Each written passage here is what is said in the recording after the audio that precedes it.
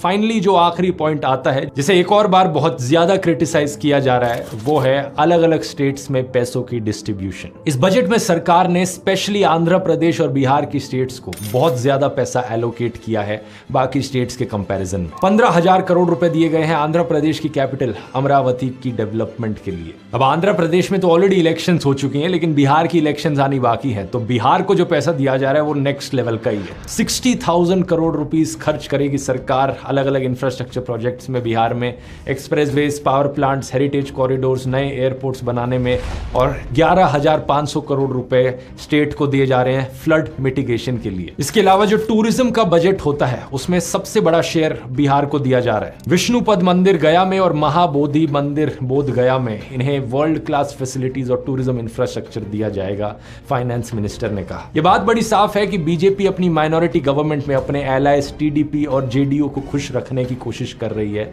इतना सारा पैसा इन दो स्टेट्स को एलोकेट करके। यही कारण है कि leader of opposition Rahul Gandhi ने इस बजट को कुर्सी बचाओ बजट बुलाया। एक समय पर बीजेपी की सरकार इसी तरीके से फेवर किया करती थी गुजरात और उत्तर प्रदेश की स्टेट्स को, और बाकी स्टेट्स को इग्नोर किया जाता था। लेकिन अब फोकस शिफ्ट हो गया है आंध्र प्रदेश और बिहार पर। इस चीज पर ढेर सारे मीम्स भी बने हैं जो कि आप स्क्रीन पर देख सकते हो। ऐसे कंक्लूजन में आपको देश में बढ़ रही इनकम इनइक्वालिटी का ये चार्ट दिखाना चाहूंगा, जिसमें आप देख सकते हो कि ओवर द इयर्स जैसे अमीर लोग और अमीर होते गए हैं, गरीब और गरीब होते गए हैं, और पिछले 10 सालों में, इनफैक्ट पिछले 20 सालों में ये सिचुएशन बद से बदतर ही होती गई है। टॉप 10% लोगों का शेयर पूरे देश के इनकम में बढ़ता गया है और मिडिल क्लास का जो शेयर था वो नीचे ही गिरता गया है। इस इशू को एड्रेस करने के लिए ये जरूरी है कि सरकार मिडिल क्लास लोगों की ग्रोथ पर फोकस करे। छोटे बिजनेसेस को प्रमोट किया जाए, बड़ी बड़ी कॉर्पोरेट कंपनीज को प्रमोट करने की जगह अपने अरबपति मित्रों पर टैक्स बढ़ाया जाए, मिडिल क्लास लोगों पर टैक्स बढ़ाने की जगह। मुझे तो समझ में नहीं आता कि क्या हो जाएगा सरकार अगर थोड़ी सी और वसूली कर लेगी अपने अरबपति लोगों से।